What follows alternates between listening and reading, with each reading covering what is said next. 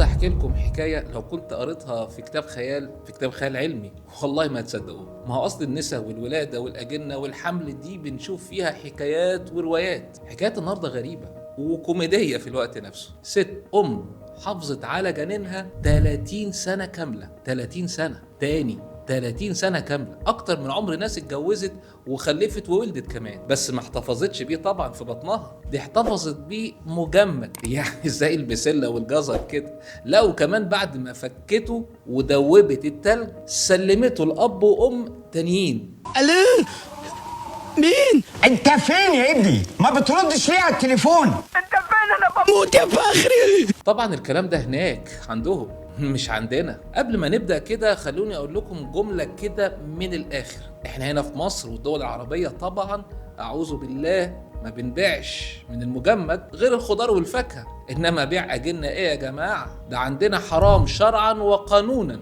ودي ميزة كبيرة وحفظ انساب وحفظ حقوق وحفظ طبعا ما فيهاش جدال. عندنا الجنين راجل مال وهدومه ابن حلال، بيفضل ابن امه وابوه لحد اخر العمر، سواء سابوه بقى متجمد ولا دوبوه ولا حتى حمروه، بيفضل عيل اصلي يعني تقفيل مصري مفيش منه اتنين. لا بيتأثر لا بتلج ولا مية، ومش هيصحى يلاقي حد تاني هو اللي واخده، ولا يلاقي ابوه مش ابوه ولا امه اتبرت منه. نرجع لقصة الست اللي جمدت الولد ابنها. خلوني احكي لكم الحكاية من اولها. الست دي كانت ساكنة في ولاية بعيدة في امريكا. كانت ست لطيفة وعنيدة في نفس الوقت. هي بطلة قصتنا الحقيقية مش الجنين المتجمد. اسمها الحقيقي ليندا ارتشارد. ليندا اتجوزت وهي صغيرة وكانت بتحلم تبقى من وهي طفلة، حتى عندها 15 سنة، لكن حلم الأمومة ما كانش سهل. لفت على دكاترة كتير وفضت ما بين تحاليل وفحوصات لحد ما قررت تعمل حقن مجهري، والكلام ده كان في أوائل التسعينات، أيام ما كانت التقنية دي لسه في بداياتها. تخيلوا الصورة ساعتها في أول التسعينات بقى، مستشفى مجهزة على قدها، دكاترة لسه بيكتشفوا كل خطوة، والست دي واقفة هناك قلبها واقع من الخوف وايديها بتترعش وبتتمنى طفل. تقنية الحقن المجهري ساعتها تقنية انتاج جنين بمشيئة الله طبعا بشكل عام كانت لسه في بداياتها جدا، كانت لسه ما استوتش زي ما بيقولوا كده. لكن تشاء الاقدار ان العملية بتاعت ليندا تنجح، وساعتها ربنا رزقها ببنت. البنت اللي بقت بعد كده نور حياتها، مش مجرد طفل زي ما هي كانت دايما بتحكي. البنت دي بالمناسبة دلوقتي عندها 30 سنة. من العملية دي اتكون 4 أجنة، واحد اتزرع وبقى بنتها الحلوة زي ما قلنا، وتفضل 3. الدكتور قال لها يا ليندا اتبرعي بيهم، نرميهم يعني ولا نجمدهم؟ ليندا رفعت راسها وقالت جملة قدرت قيمتها بعد 30 سنة: جمدهم وما ترميش حاجة. وطبعا لو الكلام ده عندنا كانت ردت جمدهم يا دكتور، بس بالله عليك ما ينقصوش، ده الجنين بره غالي يا جماعة. ده لو ضعاف النفوس عرفوا سعر الجنين في أمريكا كام ناس كتير كانت هتسافر. هناك الأجنة عاملة زي أكياس البسلة المتجمدة، موجودة في كل حتة من كترها. نرجع لليندا.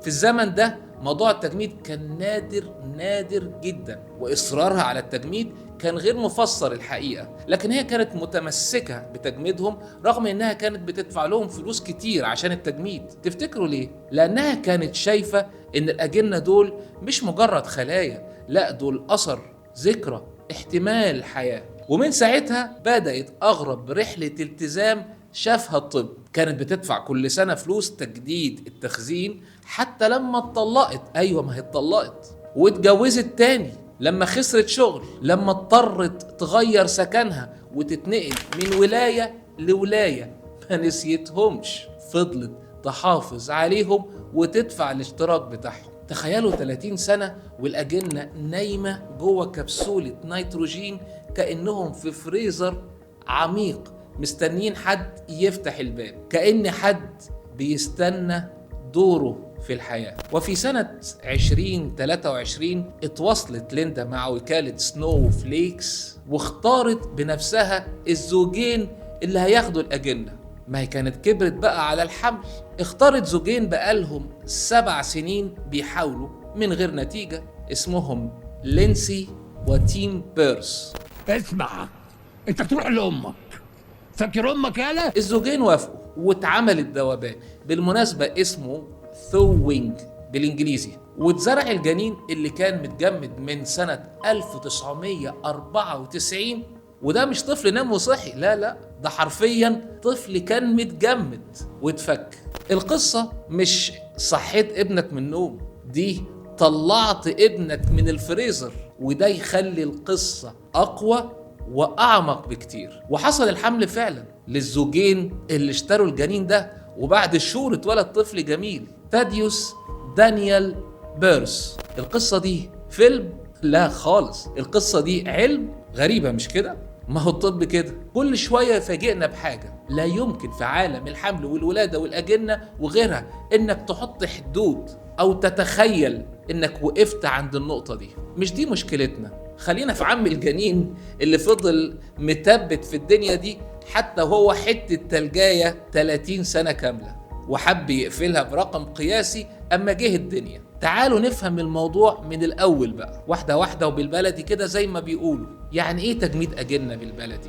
بالبلدي كده إحنا في الحقن المجهري بنسحب البويضات، وكل بويضة نحقنها بالحيوان المنوي، وبنستنى الانقسامات الأولى. الأجنة اللي بتوصل لمرحلة ال5 أيام اسمها بلاستوسيست، هي دي الأجنة القوية، وهي دي اللي بنجمدها. وأحيانا بنجمد الأجنة قبل كده في اليوم الرابع أو حتى اليوم الثالث. التجميد دلوقتي بيتم بحاجة رائعة اسمها فيتريفيكيشن، تجميد فوري وسريع جدا، مش تجميد بطيء زي زمان اللي هو الجنين كان يقعد يستنى ويقول يا جماعة هو أنا هتجمد ولا إيه؟ أنا مستعجل. طب هو الجنين ممكن يعيش قد إيه؟ علميا طالما الأنبوبة في درجة حرارة ناقص 196 تاني ناقص 196 درجة، الجنين ما بيعجز، ما بيبص، والزمن نفسه واقف. يعني لو رجعناه بعد 200 سنة هيفتح عينه ويقول هو لسه الأهلي بطل الدوري؟ طب هتقولوا إيه في جنين قوي وجنين تاني ضعيف؟ هقول لك مش أي جنين ينفع يتجمد، لازم تكون الانقسامات منتظمة، شكل الجنين ممتاز، مفيش حاجة اسمها فريجمنتيشن، نقط كده جوه الجنين، وصل لمرحلة البلاستوسيست. وده السبب إن جنين من امرأة عمرها 27 سنة يتجمد وبعد 30 سنة يشتغل، لأن أصل الخلية كان قوي. يعني صاحبنا الجنين اللي في قصة ليندا ده كان عيل محظوظ من يوم ما اتخلق. ليه الجنين ما بيعجز ولا بيكبر ولا بنفقده بسهولة في درجة حرارة -196؟ لأن مفيش تفاعلات كيميائية، صفر، الانقسام صفر، النشاط الحيوي صفر، علامات السن صفر. الجنين بيبقى نسخة طبق الأصل من يوم ما اتجمد حتى لو رجع بعد قرن. طب هو أي جنين ينفع يتجمد؟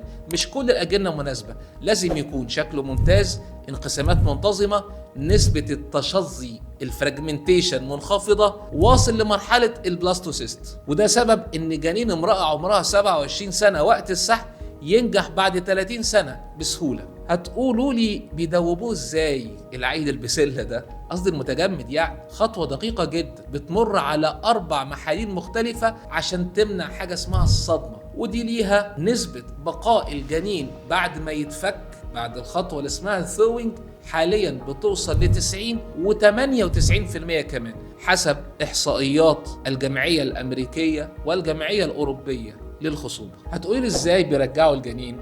أسهل مما تتخيل يا كوتش، عملية بدون تخدير، أنبوبة رفيعة اسمها قسطرة، دقيقتين، وبعدها ينتظروا بإذن الله مشيئة الله. طب نسبة نجاح الطرق دي عامة بنتكلم في نسبة 40 و50%، ولو الأم عمرها وقت السحب البيضات أقل من 35 سنة، لا ده احنا ممكن نوصل ل60 و65% كمان، ودي حالات بنشوفها كتير. وده بيوضح ليه الجنين ده كان جنين محظوظ. طب حقيقي بقى ليه ممكن أكون حكيت لكم القصة دي؟ وإيه المعنى الإنساني ومغزى القصة الحقيقي؟ اللي حصل مش صدفة ولا مجرد حدث طبي مختلف، دي رسالة، كذا رسالة كمان. الحلم ممكن ينام لكن ما بيموتش. العلم قادر ان يحافظ على حياة معلقة لمدة 30 سنة بدون خسائر. إن زراعة الجنين المتجمد مش بس إجراء، ده امتداد لمشاعر زي الأم اللي شفناها اللي انتظرت الأمل 3 عقود 30 سنة. لازم الناس تفهم إن دايما في أمل. قصة الجنين اللي جمد 30 سنة غريبة لكنها حقيقة، ورسالة منها إن حلم الأمومة ممكن ينام زي طفل نام بدري، بس بيصحى ويقول أنا جيت. وأخيرا دمتم سالمين.